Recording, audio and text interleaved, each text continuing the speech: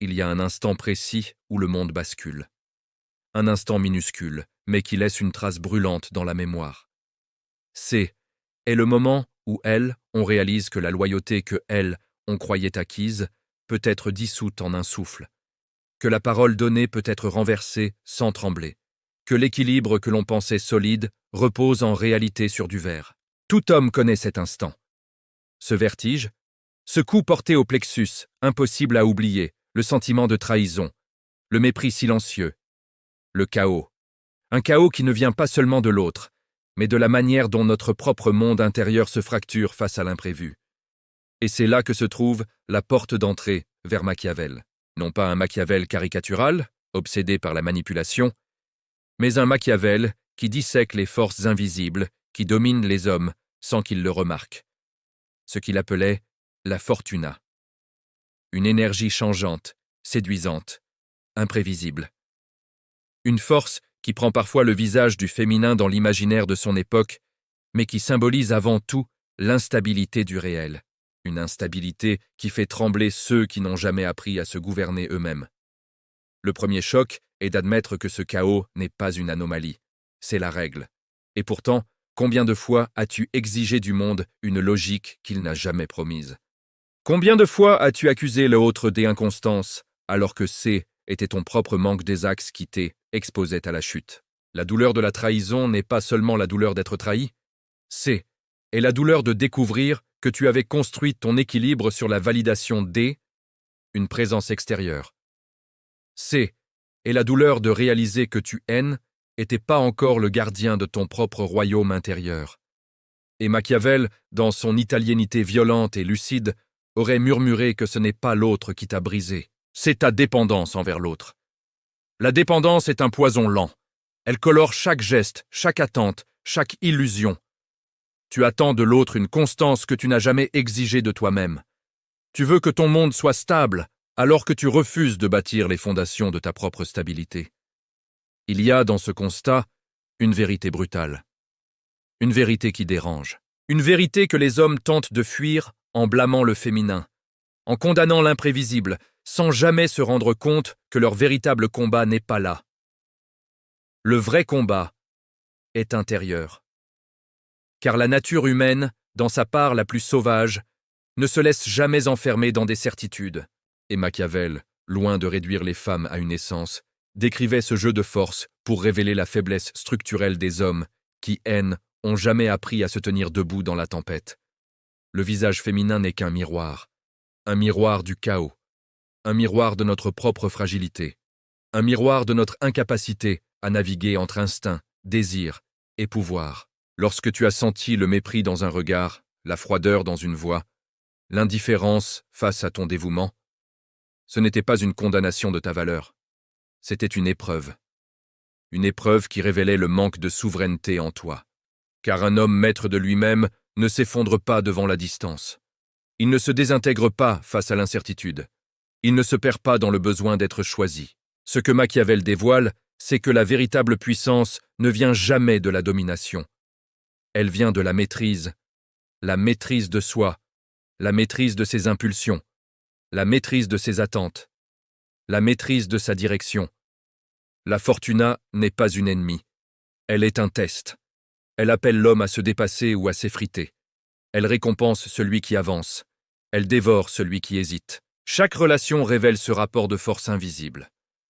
Lorsque tu dépends de l'autre pour définir ta valeur, tu deviens vulnérable à chaque mouvement, chaque silence, chaque absence. Lorsque tu bâtis ton axe intérieur, les fluctuations extérieures ne sont plus des menaces. Elles deviennent des informations, elles deviennent des signes. Elles deviennent des échos du monde que tu apprends à comprendre sans jamais t'y perdre. Imagine un homme qui vit sans axe, un homme qui attend qu'on le rassure, qu'on l'aime, qu'on le valide. Cet homme n'est pas dans une relation, il est dans une supplique, il est dans l'attente d'un miracle qui ne viendra jamais. Et face à lui, l'imprévisible devient une arme. Un simple geste suffit à le faire imploser. Une simple phrase, un simple silence. La moindre instabilité devient un tremblement de terre. Parce que il n'a pas encore compris que le monde ne adapte jamais à ceux qui demandent. Il ne s'incline que devant ceux qui s'affirment. Machiavel savait que la fortuna favorise les hommes enracinés, ceux qui ne recherchent pas l'approbation, mais la direction. Ceux qui ne cherchent pas à posséder l'autre, mais à se posséder eux-mêmes. Ceux qui ne effondrent pas à la première secousse parce qu'ils ont forgé leur propre solidité dans les profondeurs de leur solitude. Alors la question s'impose. Combien de fois as-tu attendu une relation ce que tu n'étais pas capable de créer en toi? Combien de fois as-tu offert ton pouvoir dans espoir obtenir en retour un peu de stabilité? Le monde n'offre pas de stabilité aux hommes qui abdiquent. Il leur offre des leçons. Tu peux les ignorer, ou tu peux t'en servir comme d'un feu. Il existe une vérité plus profonde encore, une vérité que Machiavel observait derrière les murs du pouvoir, derrière les gestes anodins, derrière les passions humaines. Une vérité que beaucoup refusent d'admettre parce qu'elle exige un regard violent sur soi-même. La plupart des hommes ne sont pas trahis par l'autre. Ils sont trahis par leur propre incapacité à discerner, par leur tendance à confondre désir et destin, par leur besoin d'être vus, reconnus, aimés, avant même d'avoir appris à se voir eux-mêmes. C'est ainsi que l'homme s'égare. Il projette sur l'autre la mission de remplir le vide qu'il porte en silence. Et l'autre, qu'il soit femme, ami ou allié, ne peut que refléter ce déséquilibre. Machiavel parlait de la fortuna comme d'une force qui récompense la préparation. Celui qui n'est pas préparé confond les signes. Il prend la fluctuation de l'autre comme une trahison, alors qu'elle n'est souvent que le témoignage de son propre manque de structure. La nature féminine, dans la tête de Machiavel, n'était pas une essence fixe. C'était le symbole d'un monde mouvant, insaisissable, riche en nuances. Un monde qui exige de l'homme qu'il devienne un roc pour ne pas être emporté. Un monde qui ne s'ouvre qu'à ceux qui ne tremblent pas. Un monde qui teste la cohérence du masculin.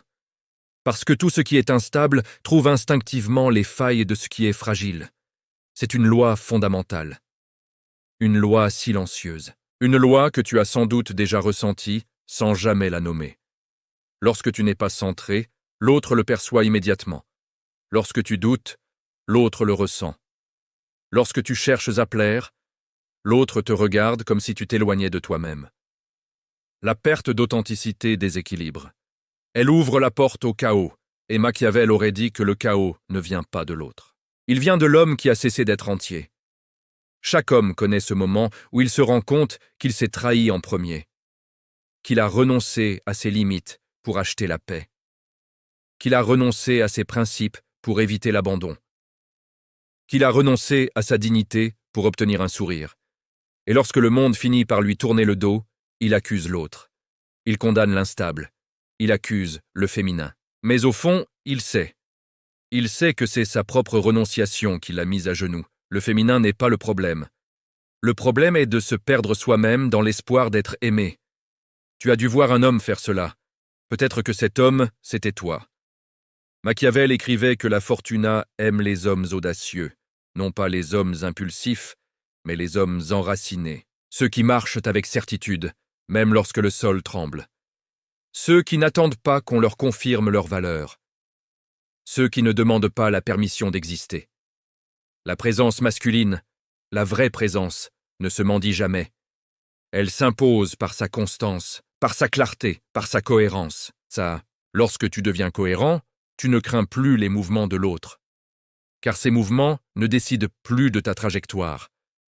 Il y a un moment dans la vie, un homme, où il doit choisir entre être façonné par elle, imprévisible, ou devenir celui qui façonne sa propre route. Ce choix est silencieux, mais il change tout. Il change la manière dont tu regardes le monde, la manière dont tu entres dans une pièce, la manière dont tu aimes. Car aimer sans perdre son axe est une forme de puissance rare. Ce n'est pas un amour possessif. Ce n'est pas un amour inquiet. C'est un amour souverain. Un amour qui n'étouffe pas, mais qui ne s'efface pas. Un amour qui n'a pas peur, car il ne dépend pas du regard de l'autre pour exister. Alors pose-toi la question. Combien de fois as-tu aimé depuis ta blessure, au lieu d'aimer depuis ta force? Combien de fois as-tu cherché une présence pour calmer ton chaos intérieur?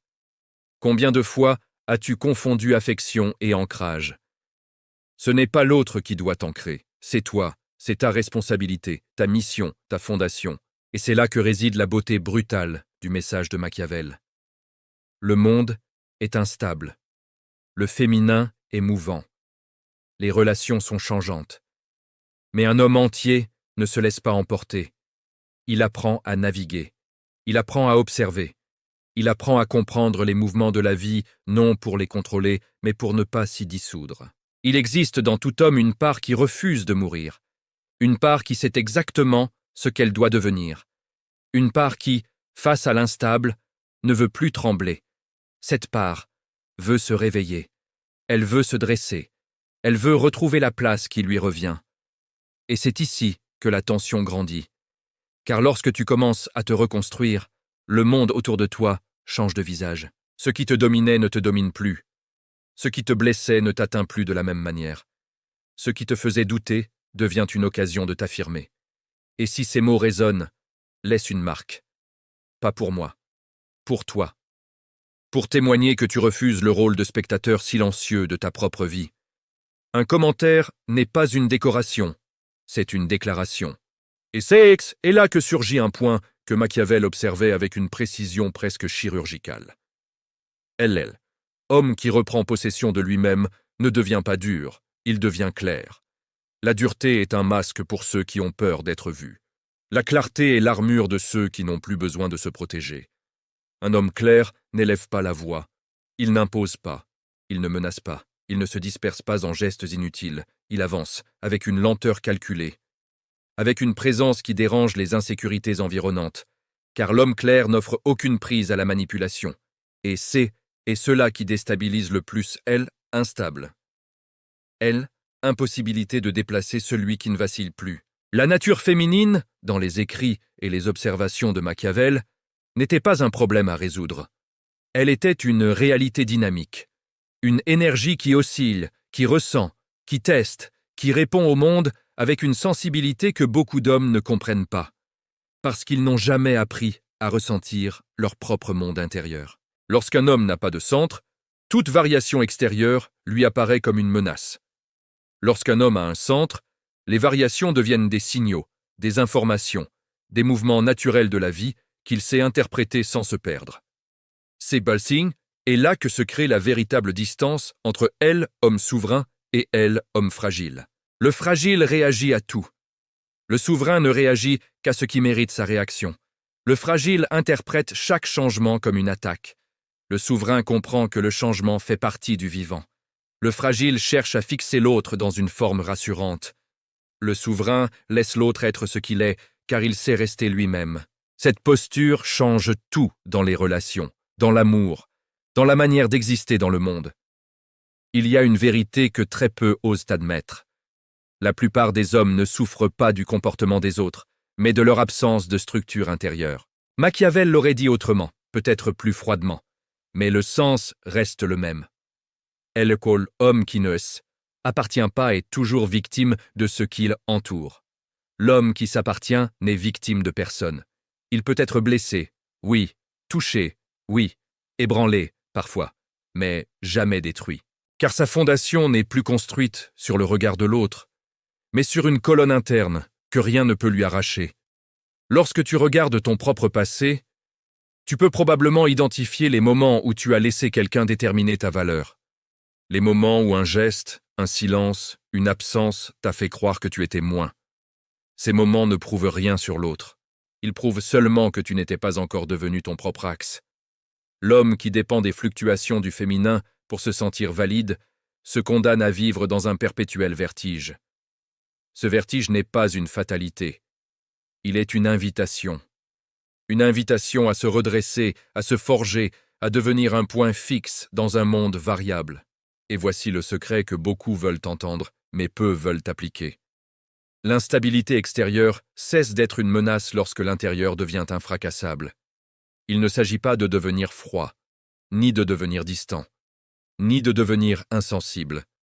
Il s'agit de devenir précis, d'avoir des limites réelles, une vision réelle, une discipline réelle, une mission réelle.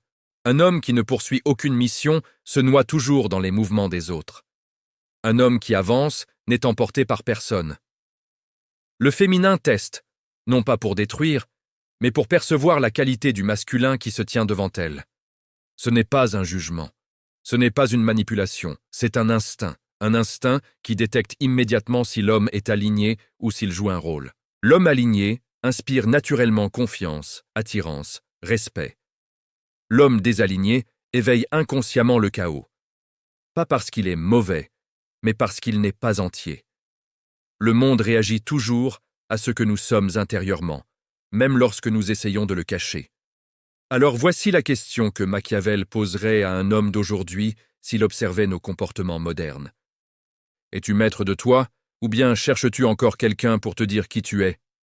Cette question n'a rien de romantique, rien de doux, rien de complaisant. Elle est brutale, mais elle est la source de toute souveraineté masculine. Tant que tu cherches à l'extérieur ce qui doit être construit à l'intérieur, tu seras vulnérable. Tant que tu attends de l'autre une stabilité que tu ne possèdes pas, tu seras déçu. Tant que tu demandes à l'amour de te donner une identité, tu seras perdu. L'amour n'est pas une identité. L'amour est un partage entre deux identités déjà construites. Le féminin ne peut pas guérir l'homme qui refuse de se bâtir. Le féminin peut l'inspirer, le soutenir, l'éclairer, mais jamais le remplacer. Machiavel, elle, avait compris.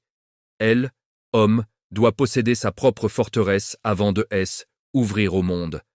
Non pour se protéger du monde, mais pour pouvoir s'y tenir debout. Un homme sans forteresse intérieure devient l'esclave de chaque émotion qu'il rencontre. Et si tu veux savoir où en est ton propre chemin, observe simplement ceci. Qu'est-ce qui te fait perdre ton axe? La réponse à cette question révèle tout. Elle révèle ton point faible. Elle révèle l'endroit où tu dois te construire. Et tant que tu n'auras pas solidifié ce point, tout le reste restera instable. Il y a un moment dans la vie un homme où la fuite cesse d'être possible. Un moment où il comprend que la vraie bataille n'a jamais été contre le féminin, ni contre le monde, ni contre la société, mais contre son propre effondrement intérieur. Machiavel l'avait vu dans les cours italiennes où les alliances changeaient chaque semaine, où la loyauté n'était qu'un masque, où l'apparence valait plus que l'honneur. Il observait les hommes qui s'écroulaient au moindre revers, et ceux qui restaient immobiles au milieu du désordre. Ce qu'il cherchait à comprendre n'était pas qui avait raison, mais qui avait une structure interne suffisamment puissante pour survivre aux tempêtes. Cet homme-là n'était pas parfait, il n'était pas invulnérable, mais il possédait quelque chose que les autres avaient perdu, la capacité à se tenir debout en lui-même. Cette force ne criait pas, elle n'exigeait rien, elle ne se débattait pas, elle était silencieuse et absolue. Elle transformait chaque relation, chaque regard, chaque mot en un territoire où l'homme ne s'abandonnait jamais complètement, mais où il s'offrait avec intention, non avec dépendance. Lorsque l'on comprend cela, la nature féminine cesse d'être un mystère inquiétant. Elle devient un miroir, un révélateur, une danse complexe qui montre où l'homme est stable et où il ne l'est pas encore. Quand un test apparaît, ce n'est pas une attaque, c'est une opportunité. Quand un geste imprévisible surgit, ce n'est pas un chaos, c'est un signal. Quand une parole blesse, ce n'est pas une fin, c'est une indication. Le problème n'est jamais le test. Le problème est l'homme qui n'a pas appris à s'ancrer. La vérité brutale, celle que beaucoup refusent d'entendre, est que la nature féminine amplifie l'état intérieur de l'homme. Si l'homme est centré, elle s'apaise. Si l'homme est confus, elle tourbillonne. Si l'homme est dirigé, elle s'ouvre. Si l'homme se perd, elle devient le reflet amplifié de cette perte. Non par malveillance, non par domination, mais par nature, par instinct, par résonance. Il n'y a là ni magie ni injustice. Il n'y a que le fonctionnement naturel de deux pôles qui cherchent un équilibre. Alors tu dois te poser une question, et elle est simple mais tranchante.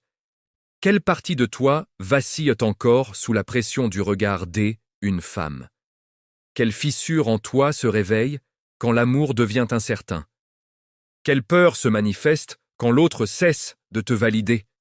Ces questions ne sont pas accablantes, elles sont nécessaires. Parce qu'un homme qui refuse d'examiner ses failles finit toujours par les revivre, encore et encore, sous des formes différentes, avec des visages différents, mais toujours avec la même douleur au centre. Tu as peut-être déjà vécu cela. Une relation où tu donnais trop, où tu cherchais à prouver ta valeur. Une relation où chaque silence te rendait fou. Une relation où tu marchais sur des œufs, non pas par sagesse, mais par peur de perdre quelque chose que tu pensais essentiel à ton existence. Ce n'était pas de l'amour. C'était de la dépendance.